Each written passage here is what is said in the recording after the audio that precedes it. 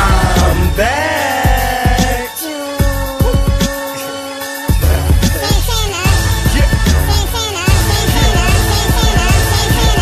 Okay, I'm reloaded. Okay, the heat's loaded. Okay, now we rolling. Okay, my piece talking sound oh so sweet talking. Do more street talking than Stone Cold Steve Austin.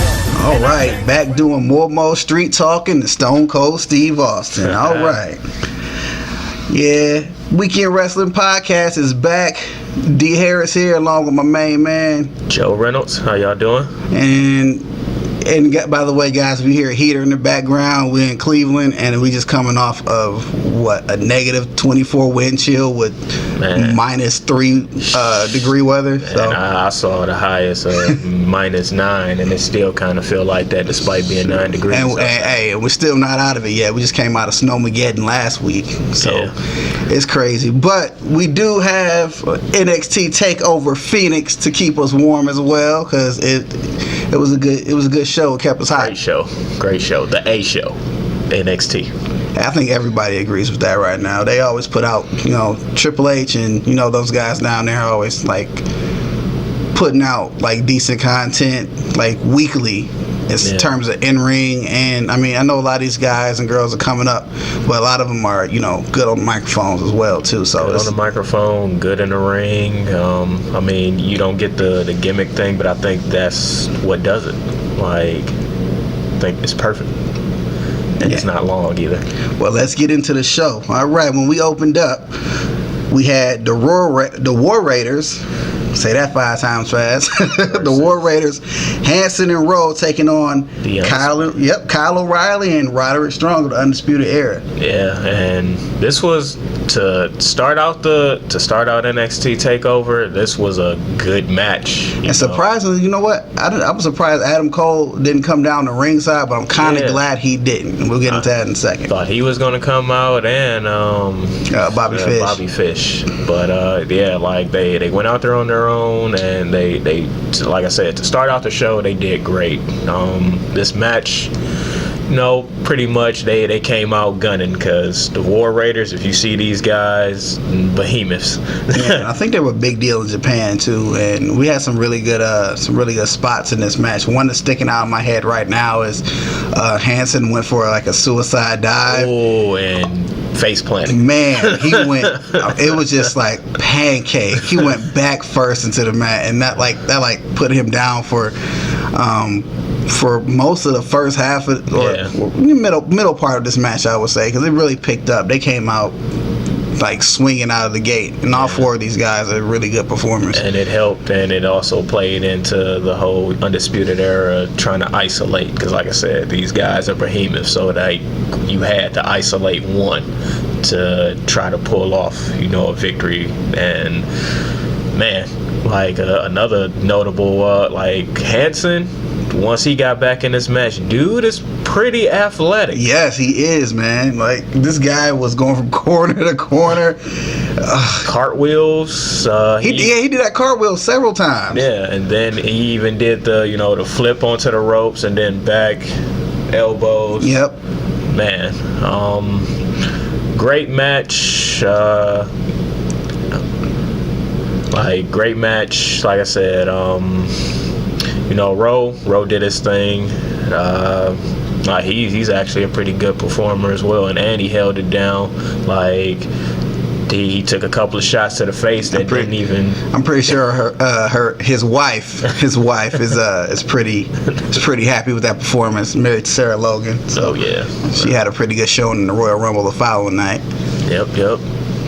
But yeah, these guys, man, it was pretty good. I think when the finish came into play, I believe this was after all of the isolation, because I think the story was I think it was Hanson's leg they were focusing on, and it was basically the technical prowess against these 2 big monsters, this monster tag team. Even though I think Rowe is a little bit smaller than Hanson, but that's still a pretty big dude. I don't think you want him running you over either. No.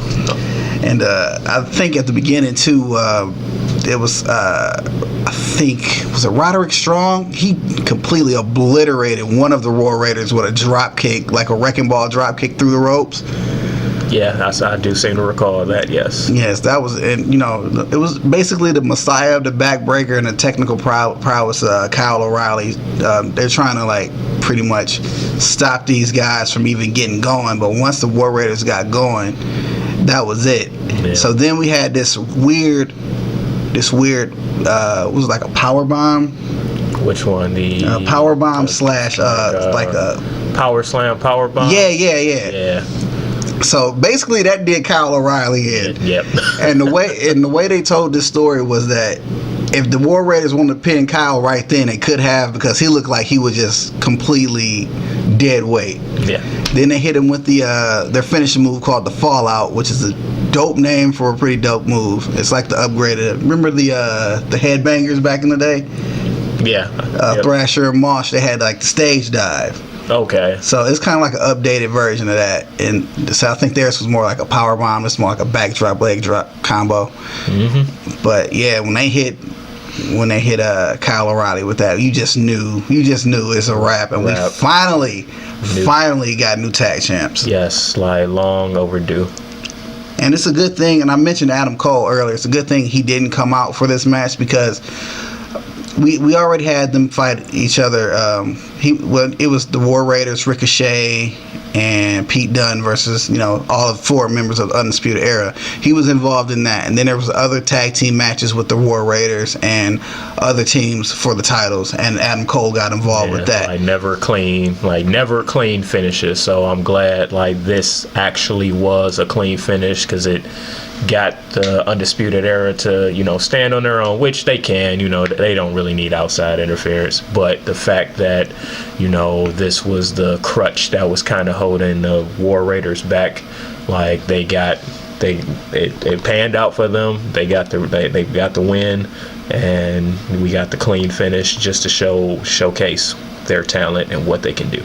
Absolutely, and I will put this match on par with another opening tag team match that the Undisputed Era were involved in, with Pete Dunne and Trent Seven, Mustache Mountain. Mm-hmm. That was a pretty good opening tag team contest, and this was right on par with that. And it just shows you that the members of the Undisputed Era, they can go. If I'm looking at it, just from a pure fan's perspective and as a person watching TV, then they're heels, so obviously I don't like their characters, but as performers, those guys are right on par, and I think they're gonna stay in NXT a little longer. I really hope they do. I don't really trust what the main roster will do with certain guys. Let them stay down there for right now. If you bring them up, maybe one at a time, if you're going to keep Kyle O'Reilly and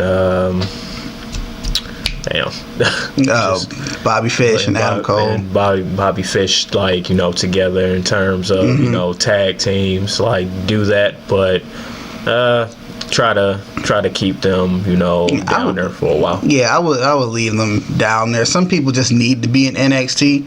Mm-hmm. And it'd be nice if we just got some guys to just stay down there, period. Yeah.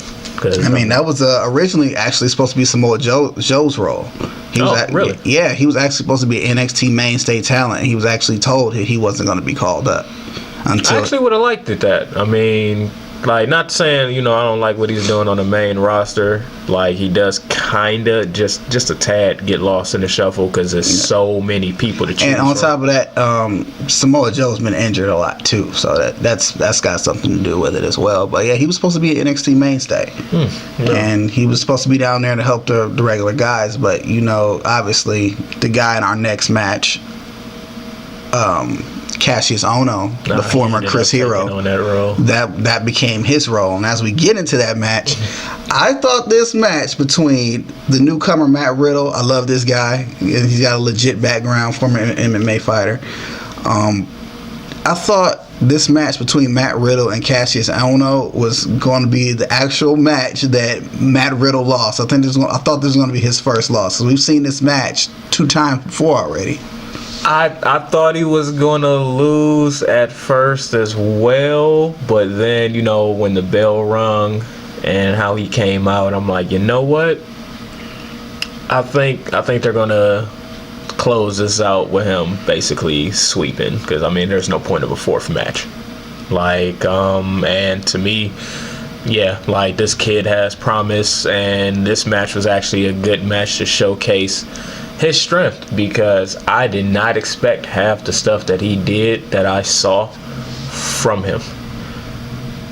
Even with because at first, when they first introduced the gimmick, bro, not hating on it, but it was just something. It's just weird. It's different. It's because it's different and it's very indie. Yeah. The closest thing I think we might have had to that character of Matt Riddle, I think might have been Van Dam was a little bit more serious, but I say if you put RVD and Zack Ryder's gimmicks together, you probably get something like Matt Riddle. Yeah, and then his demeanor is he's so laid back, but when he gets in the ring, he's an animal. Yes.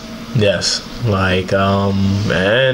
this was also a good match. Like I said, it was a showcase for Matt Riddle's strength. Cassius Ohno coming off of a losing streak, because he's been pretty much I'll use the word hating on this guy since he's come in. I think his whole thing is I think they say he wants to be the first one to go head up with any shiny new toy coming in NXT. Yeah. So he did go head to head with Keith Lee. I love that dude. Keith Lee is awesome, but he actually defeated Keith Lee a couple weeks ago. I was mad at that. I did not, because he's new. He's only had maybe a few matches, and then of all people, he loses to him. Yes. And then and Keith Lee was coming off of a loss to Lars Sullivan. And then another loss that I didn't expect either. But then again, the build up that they're doing for him, I guess that made sense. But Matt Riddle was on a mission, because like I said, Cassius has been messing with this man since he's got. He just will not leave him alone. He's beaten you twice. The first time he beat you in 6 seconds. Let it go. Let it go, bro. And then he's tried to extend this olive branch to you so many times. Look, I show respect me, but no, you low blow him. The first time, then when he tries to do it again, you attack him. Dude, just leave this man alone, because he has your number. clearly, because he beat this dude's ass. When is the last time you saw somebody? Tapped out, by the way. Matt Riddle won, but I did not see him tapping out to elbows. And it went on for a while before the referee saw it. And when it was, we thought he was going for the bro mission, because he's setting up for the bro mission. No, he just keeps elbowing. This guy taps out, and he has that MMA background, so I can imagine how the elbows felt. And after the match was over, you can see Cassius just I was tapping, referee. I didn't see it at the time. You kind of deserved it though. He got his ass kicked, and then Matt Riddle just dances around the ring all super happy after the fact, nothing ever happened. This dude has the most laid back demeanor. A lot of people, and I saw something online that was real funny. So a lot of people said when Matt Riddle walks to the ring and his music is playing, they said, I've only been watching this dude's entrance for 2 seconds and I'm high already. Man, it comes out in flip-flops, y'all. Man, I wish WWE probably would never do this, man, but his entrance music on the independent scene was regulated by Nate Dogg and Warren G. I was hoping one day they'll do something close to that song. I'm pretty sure he'll get new music in the future, but it would be so dope if they let him have that. Yeah. I think they can. Hell, you gave CM Punk call to personality. Yeah, WWE's on this whole thing. They're not paying anybody. They're going to make their own music in-house with the same 90-second loop. Because, most of those entrance songs are only meant to be played for about 90 seconds anyway. Yeah. That's why after you get I'm jamming to this entrance song, and then it's halfway through, it's the same riff again, But it's whatever. That's how that goes. But, yeah, Matt Riddle with another big win. I'm not sure where they go with him next. I'm thinking maybe I can see him in the North American title, NXT title feud. NXT title is more his avenue. Although it'll be a good match between him and Johnny Gargano. And that brings us into our next match, because this definitely put a damper on my night. Because I'm a huge Ricochet fan. Ricochet goes into this match North American champion against Johnny Gargano. This match went 23 minutes, and absolutely, aside from the main event, this match tore the house down. Yes, for sure. Definitely. I keep gaining, and I respect Ricochet. I like him. Matter of fact, he's one of my favorites down there, and the amount of talent and skill he has in the ring, high flying, technical, even on reversals, this man is death-defying amazing. And the match between him and Gargano was, man, they put on a clinic. I knew Ricochet was special ever since, I saw a couple of matches in Japan, especially the one that got a lot of negative criticism for some reason. It was the one between him and a guy named Will Ospreay. I'm not sure if you ever heard of Will Ospreay. And this was at the Best of the Super Juniors tournament a couple years ago in Japan. And they rocked the house. They tore the house down. I saw submissions I never saw before. It looked like I told you, that's the match that looked like a real life Dragon Ball Z fight. It was insane. I gotta try to find and watch. Yeah, I've been trying. Actually, I tried to find it again after I saw it, because when I first saw it, it was on YouTube. I think New Japan Pro Wrestling took it down. But that match was insane. I got a lot of negative criticism for guys who've been in the business for a while. One of them being Vader, rest in peace. But this match between Ricochet and Johnny Gargano. I mean, I think the story here was. It was basically Tommaso Ciampa playing puppet master with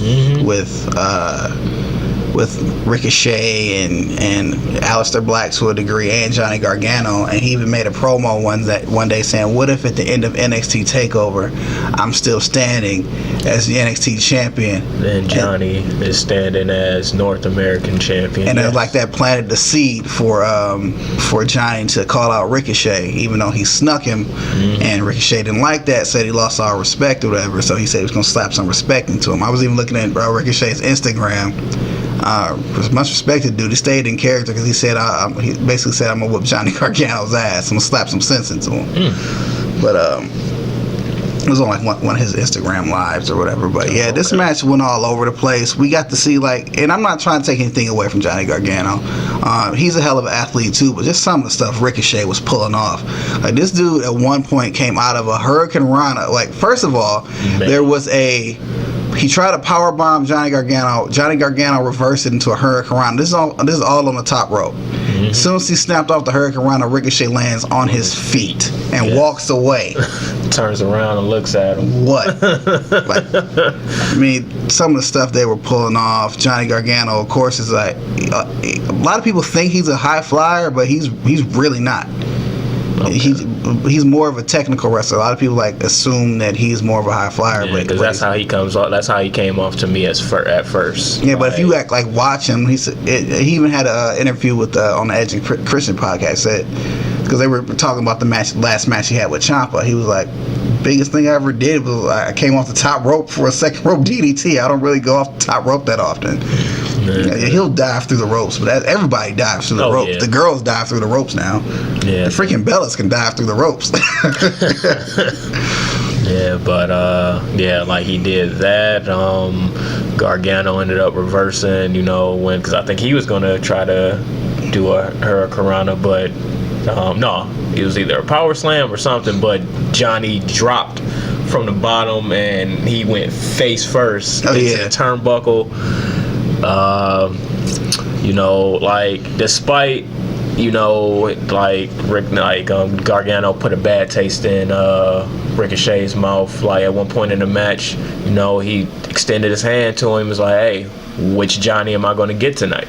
Because there must not be some type of love lost there, because he wanted Johnny wrestling. He wanted a match with Johnny wrestling, but he got this variation of calling himself Johnny Takeover at this point. And Hell, even we saw, you know, a little bit more of the seeds of, you know, Tommaso Ciampa.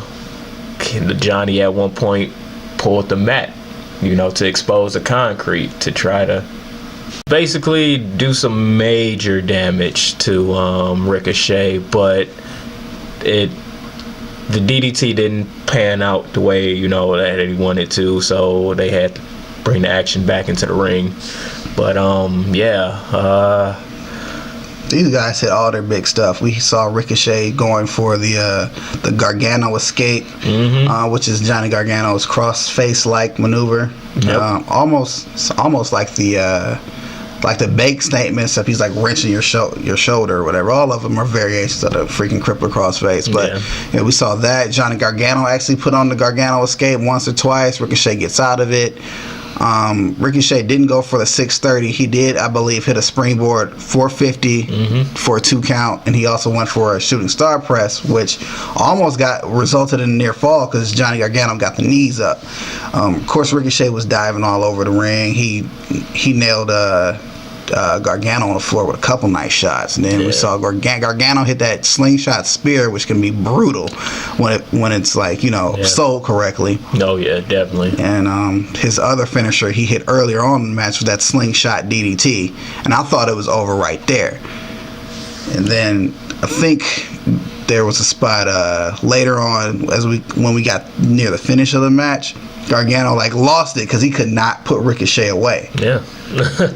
And like he did end up slamming him on. Yeah, he gave him a freaking brain buster on the concrete. Yeah. I thought it was a suplex, and then when I watched it back on a replay of NXT last night, because they were doing a recap, which is basically NXT for this week was shot before Takeover last week. I have no idea how they do that. Yeah.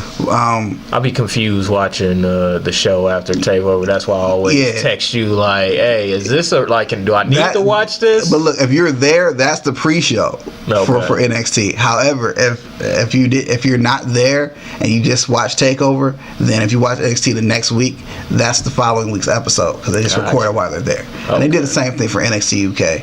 Okay, because I'll be super confused. I'm like, man, all they showing is recaps, and nothing on that really happened. We had Io Shirai and Kairi Sane beat Jessamine Duke, and Marina Shafir and the Forgotten Sons beat the Street Profits. Ooh. We forgot you. I love the NXT universe down there, man. I definitely got to see a show in person. Yeah, I definitely got to see NXT their house shows I heard are pretty dope. But yeah, man, you know, he gave him a brain buster on the floor, rolled him back in the ring, looks right at Ricochet, says, "I win." And slingshot DDT again, 3 count. And he stayed standing, kind of like face into the mat, but legs still up. Then, you know, rolled him over for the pin for 1, 2, 3. And Johnny Gargano is our new North American champion, which I did not expect. I did not expect that either, but I had a feeling they would do something like that. Because Ricochet, he won it and only successful. Like, did he defend it at another Takeover successfully? Yeah, because he won it from Adam Cole, and then he defended against Velveteen Dream. Okay.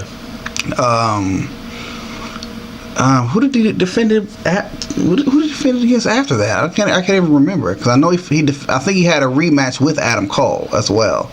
Mm-hmm. Yeah, I think so too. So he probably had maybe 3 defenses. Okay. 2 or 3 defenses. I just didn't expect him to lose it that soon, because I figured, like, despite this is, you know, WrestleMania weekend or whatever, so like everything, all roads lead to WrestleMania. Whoever loses this match, so if Ricochet would have retained, maybe Johnny gets called up, but since Johnny is champion, are you going to call Ricochet up? I hope not. Yeah, Ricochet don't need to be called up, man. At least not before winning the NXT championship, and I hope that's the next route they go. I'm hoping they put Matt Riddle in the North American championship picture, and then move Ricochet over into the NXT championship picture. I would like that. Because if anybody should beat Ciampa at this point, it should be probably be Ricochet. I'm not sure who else you would put against Ciampa. because I'm pretty sure if they're gonna have. No, wait, no, he's already. Oh, you got Velveteen Dream. Yeah, Velveteen Dream too. Like it's so much you can do. It's so much you can do. Maybe they could put Velveteen Dream up against Gargano. You could probably hold off with Matt Riddle for another 6 months. I wouldn't be mad at that. He just got there, so there's no rush in putting the championship on him. So why not do that? But yeah, your new NXT North American champion, which really pains me to say, is Johnny Gargano. I just thought Ricochet could do a little more with the championship, but he's probably gonna, be a little bit more interesting as a character chasing the championship. So maybe not just that championship, just a championship. The dude's talented. He's gonna shine winning whatever he does. So I just hope if they do a rematch, because he is, entitled to a rematch. They don't do that anymore. Maybe NXT they still do that, but on the main roster, there's no more automatic rematch clauses. But if they do it, I hope it isn't like I hope they tear the house down again, despite we probably know what the finish is at the end of that. Yeah. So if it's just them moving on from this to move him into a different, feud, so be it. I'm not mad at that. No, definitely. All right, we have title versus streak. Shayna Baszler versus the undefeated Bianca Belair. NXT Women's Championship match. Shayna Baszler champion. This match, it was better than what I thought it was going to be. Yeah, it was. Trust me, it was way better than any right it had to be. I'm not saying that Bianca Belair or Shayna Baszler are bad wrestlers. It was just in a dead spot of the show. Because honestly, I wouldn't want my match to be after Ricochet and Gargano. Oh no, definitely. And then there really wasn't much interaction between these two. There was only 2 interactions. One of them was really quick, and the other one was like kind of So it was like, all right, we didn't get much of a build up for us to be like, yo, I can't wait to see this match. But When we saw it, like I said, they performed better than what I thought they were. Bianca Belair, I like her, attitude, I really don't like when they do this undefeated gimmick. I mean, you did it with Asuka, so when you put people in that position, it boxes them in. Yeah, it's because after you get beat, what do you have? That, and then if they are rolling with it, every match that they have, it kind of okay, will she lose tonight? Chances are no. So it's like, all right, until maybe a major match between her and someone, we know she's not going to take an L. And I don't like that box in. And I kind of like what they did, because they did the same thing with Ember Moon. Because before Ember Moon lost to Asuka the very first time, she was undefeated. But the thing here is, it's like 2 sides of the same coin, because Bianca Belair is also undefeated, and both Ember Moon and Bianca Belair, they lost to champions. So it kind of shows why those people are the champion, but this person can stand toe to toe with them. Yeah. So I could see if Bianca Belair lost to somebody like, I don't know, who's like Dakota Kai or something like that. Yeah, like that would I mean, nothing against Dakota Kai, but she ain't Bianca Belair. You know what I mean? But it was some crazy stuff in this match. Bianca Belair is to me is on par, if not better, not a better athlete than Naomi, because those two are the stuff they can pull off is crazy. I mean, we got some really good women on the roster, but just look at the way Bianca Belair is built. This girl used to run track. Hell, it's like basketball. Hell, I think she even did volleyball. And very athletic, competitive. She has the attitude for the women's division, as far as someone that will maybe hold the NXT title whenever she gets to the main roster. I believe she will. One of those, SmackDown or Raw's major women's title. This match. How about when she whipped Shayna with her hair and cut her side open? Like, I was just about to say, like, is there something that they're doing to her hair? Because this is a really, really, really tight braid. Like, it's a skinny but really, really, really tight braid at the end, and she knows how to swing it. Because I'm sitting up there, I'm like, man, is there something, you know, like they got her hair woven around something for, you know, because like when it smacks, you hear it, and the fact that it left a web on Shayna. Yeah, like I'll put it this way: you ever pop a girl with your do-rag when you was in high school? Yeah, that's pretty much what she's doing with her hair. So, it's just the tip on the end is on her hair. It's like a very small braid. But this is the first time I actually saw her draw blood with that. Yeah, the Shayna was freaking bleeding. The focus on this match though was Shayna was really, really targeting Bianca Belair's arm, because at one point, Shayna, I believe, caused Bianca to hit the ring post shoulder first. She grabbed her hair from the other side. They were on the floor when this happened. She grabbed her hair and she pulled her right into the ring post, and she smacked her shoulder, and Shayna targeted that the rest of the match. And then, you know, we had Bianca fighting from underneath. But then, you know, she begins to get her comeback and everything, and she even hits her finishing move as a burning hammer, but she calls it KOD.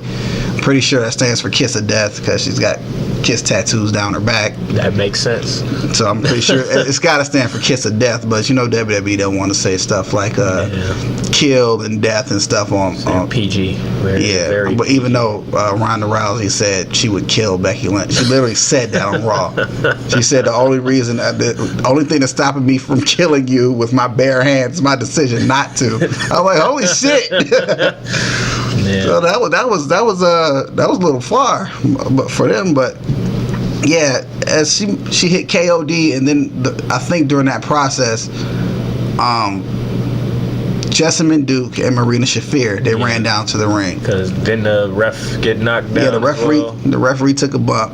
Yeah, so they came down and, you know, kind of, I mean, they failed attempt, because, I mean... Yeah, they didn't actually touch her, but Bianca Belair stopped them. Yeah. And then she got caught in that sleeper, the careful to clutch. And, you know, she fought for dear life. Like, and she got out of it, but then it's like, and I'm watching this with my lady at the time. She screams at the TV, "Don't go up there, girl," because Bianca is going to the top rope for a 450. One of those girls come up again on the ring apron. She kicks him down. She goes for the 450, and then Shayna sits out and catches her in that sleeper hold.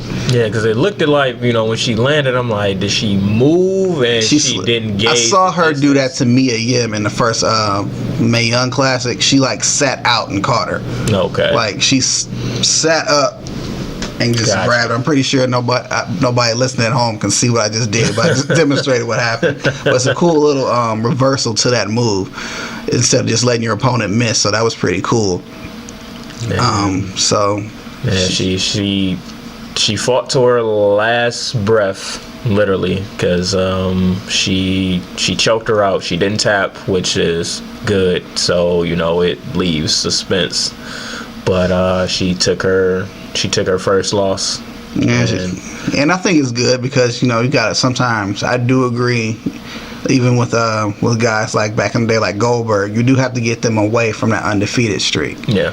Because it's gonna, I guess, kind of mess with the entry of, you know, future matches, and I didn't even look at that that way before until I talked to you one time, and because you kept like wanting Asuka to lose when she got up to the main roster. She had only been up there for so long, but I see why you were looking for that. It was because, well, what's after that? Yeah, like, what's next? It takes away from the finish, because it's like, oh, well, we know you're going to beat her.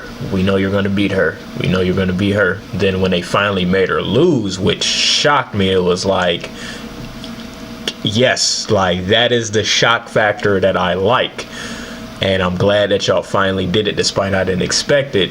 But now this will give, you know, Bianca Belair you know that like, okay, do you but look, this will, not to cut you off, but this will definitely give her a reason to want to fight Shayna again. Yes. This is a girl to beat her streak. And then now this will probably also define your career, because it's like, you know, now you took a loss. Are you going to fold or are you going to get better?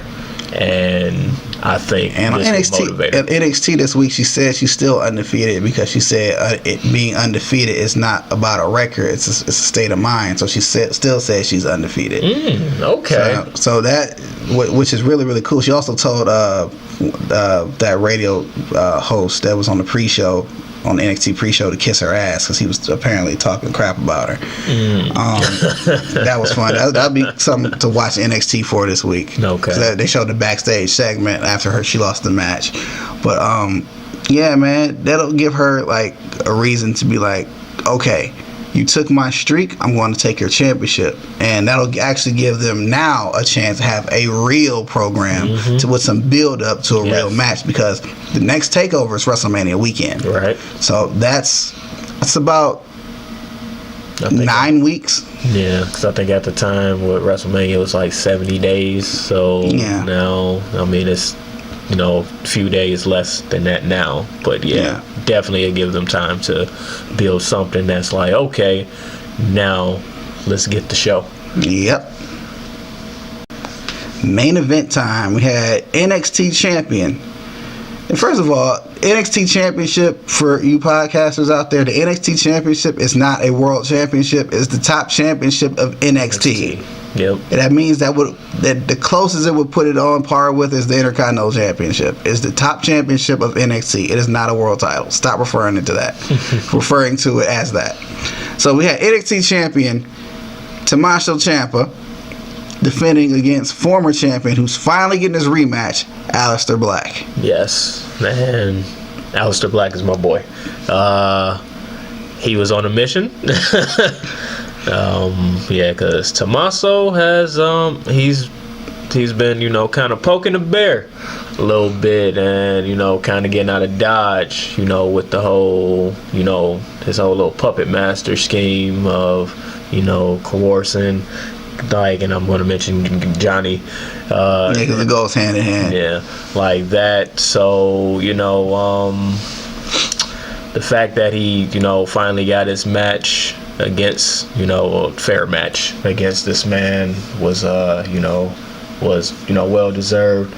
Came out dominating, you know, fast strikes. This man will put you on your ass, like. And he was actually whooping. He was whooping Tommaso Ciampa's ass until, and I thought it might have been, you know, like just something like we probably wouldn't really notice, but I noticed it a little bit when he did that somersault over the top rope, and he tweaked his knee. I thought that was just something that, you know, maybe he really hurt himself, but that's not part of what's supposed to happen in the match. So, because he didn't go for Tommaso Ciampa didn't go for Aleister's knee right after that happened. It was maybe a couple minutes had gone by, but the announcers mentioned it and they didn't touch it again until that knee was focused on. Gotcha. So he was actually whooping his ass up until that happened, and Tommaso began targeting the knee, and that the knee was I'm not a big fan of matches where a limb is targeted like the whole match, because it takes stuff away. Instead of just letting these guys tear the house down, it's more to that point, it gets like telling the story, which I know that's what a wrestling match is supposed to do, but sometimes you just want to see them compete. Right, especially if you like whatever body part that they're targeting, if that is the main essential thing to that person's, you know, moveset, it's like, all right, you know, you get it. It's like, all right, yeah, if you're a high flyer, we're going to try to take your legs out. That way, you know, slow you down, especially if you have speed.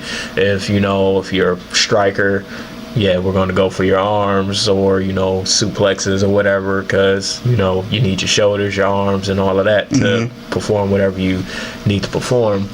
But he isolated the leg, you know, because I mean, Aleister Black, like you got to isolate the leg, because if he catches you with that black mass, Like, don't let him hit you. Watch out for the dead leg. Watch where you swinging the dead leg. Man, like he's more like he's lethal. He's just as lethal, if not more, with that with that black mass as Randy Orton is with his RKO. Oh yeah. And yeah, we had a little foreshadowing from a match, earlier in the show. Tommaso trying to, get the advantage on Aleister Black.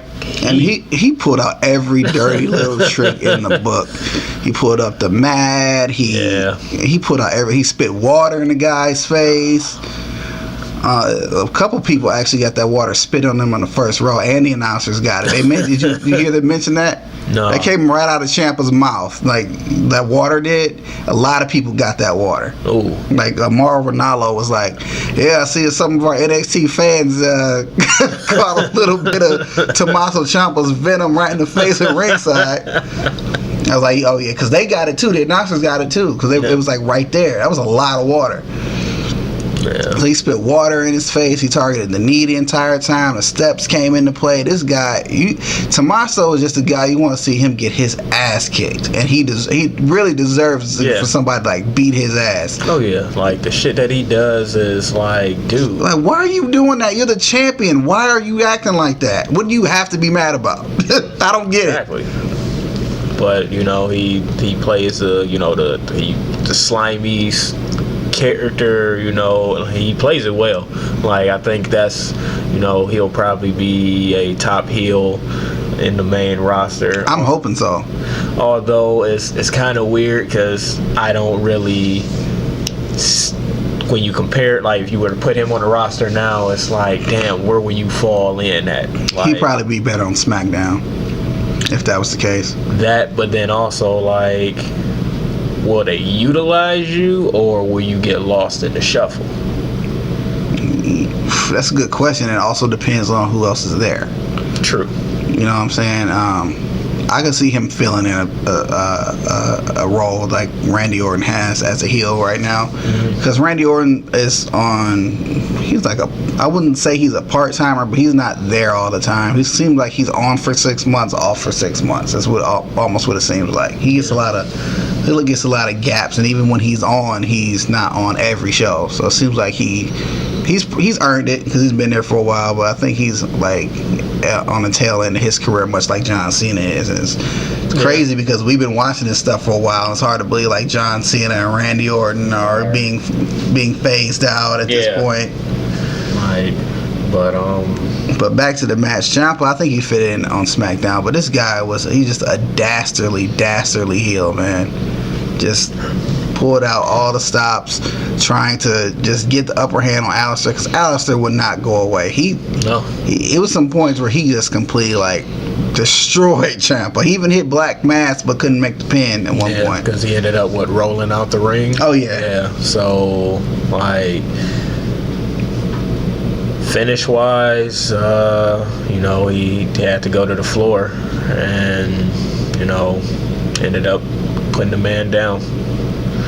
Hate to say it, I mean, I was kind of hoping that, like, all right, yeah, put that belt back on Aleister, but because of an earlier match, I knew the end result. Yeah. Because and it goes all the way back to a couple of weeks ago with that foreshadowing that Ciampa did, talking about what if DIY was standing as the two top singles competitors at the end of the NXT Takeover show, and it took 3 fairy tale ending maneuvers from Ciampa to put Aleister away. Yes. It took 4 of them. The first one, I think he couldn't make the cover. The second one, he kicked out. And then after kicked out the second one, he hit him with 2 more after he tried to hit Black Mass somewhere in the middle. But the knee came into play, and he couldn't plant the leg for the finish. Right. But yeah, man. I mean, who would have thought? Because at the end of the show, we had Johnny Gargano come out, stare at Tommaso Ciampa, and then both of them pose with their championships at the end of the show. So who would have thought 2 or 3 years ago maybe 4 years ago, when those two came into NXT. Remember, they weren't signed. They were just there to help fill out the roster. They won matches every now and again. They weren't signed. They weren't even supposed to be NXT permanently. Like, they weren't even a tag team until they came to NXT. Like, they knew each other on the indies and wrestled each other on indies and stuff like that, but they weren't even signed. They were just brought in to help fill out the roster, have some good matches, and later on these guys get offered contracts, win the tag championships down there, and start having these 5-star matches. Like, I'm not taking anything away from the Authors of Pain, but they don't seem like the type of guys that it'll be easy to get a good match out of because they're so big. And DIY, Ciampa, and Gargano were able to do that. And then, of course, they had those good matches with each other. It's just like, if you fast forward, man, it's like, dang, can you believe, like, these two guys hold the top 2 championships and WWE's hottest brand right now? Yes. That is crazy. And you would never guessed it. Like, if anybody said, hey, Tommaso Ciampa, Johnny Gargano are going to hold the top tier championships of NXT, it's like, no, they're not. Like, Johnny will be on the main roster, or Tommaso Ciampa go away, and no pun intended, fade to black. But I'm not mad at this, although they kind of just slowly but surely wiping the slate clean between the two of these guys, because it wasn't like they weren't. Yeah, I don't want to. Honestly, I don't. Yeah, especially after they beefed all last year. And I honestly don't want to see these guys teaming up again. It's kind of like when Sami Zayn and Kevin Owens started teaming up. It's like these guys been fighting each other. Like, guys were just fighting each other yesterday. How are you guys going to be a unit? I don't understand, but it's whatever, man. It's WWE logic. Yeah, I'm just thinking about real person logic. Like, if you smack the shit out of me, like right now, like we ain't gonna be cool after that. You know what I mean? Oh, hell no. But in WWE logic, hey, even though you tried to kill me and you pushed me on top of my wife and made her get hurt last week, let's be friends. Let's be friends. Okay. Going to grab a beer later. But yeah, when the camera stopped rolling, I believe Velveteen Dream, who had been sitting in the crowd, he came up, got in the face of Gargano and Ciampa. After that happened, Adam Cole comes out for some reason, gets in his face. Well, he got beef with Velveteen. Yeah, So. And then Aleister runs up the ramp because he was still in the ring after all this. And then Ricochet comes out. It turns into a brawl that goes back into the gorilla position backstage. Triple H makes a match for halftime heat for halftime during the Super Bowl. Mm-hmm. So that should be interesting to see. I'm probably not going to be watching halftime of the Super Bowl anyway, so I'll just flip on my WWE app and we'll see what happens. But all in all, at the end of NXT TakeOver Phoenix, what letter grade would you give this? I'd give it an A. Like A minus. Yeah, I'm leaning more towards A minus myself. I mean, it wasn't a bad show. It was still a very strong show, but I don't think it's one of NXT's best shows. Right. Oh, no. This show kind of reminded me a little bit of remember when a lot of guys got called up from NXT to the main roster, and then they had a takeover after that, and it was not a bad show at all. It was actually a pretty good show, but by NXT standards, it wasn't their best. Right. This is one of those to me. Like, this was not a bad show whatsoever, but seems like they're saving all the okie dokes and the hard hits performance-wise. They're saving that. Seems like they're saving that for WrestleMania weekend, and to build up more stories and stuff. So that'll be fun to see. But that will conclude our review of NXT TakeOver Phoenix. Very, very solid show all the way around. Couple plugs before we get out of here. The Weekend Wrestling Podcast is back. We will be back at you after this one with our Royal Rumble review. We'll be talking about the road to WrestleMania, and then we will have our WrestleMania review after that. So you guys are going to be hearing more from me and Joe coming up. Also, check out the D Harris brand where this show will be housed. Check out the D Harris brand for this show, and also my web series On Screen with D Harris. New episode will be coming up soon. Very soon, actually. I'm working on it this week as we speak.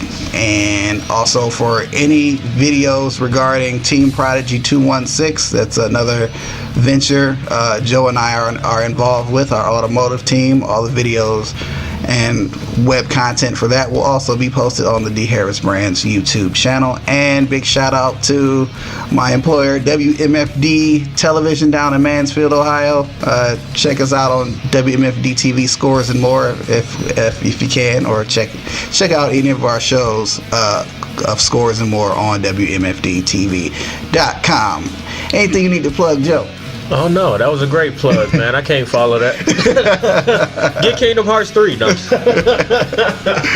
All right, man. Well, from Joe Reynolds and D Harris, you'll be hearing from us next time. We really appreciate you guys for listening, and you all take care. Peace.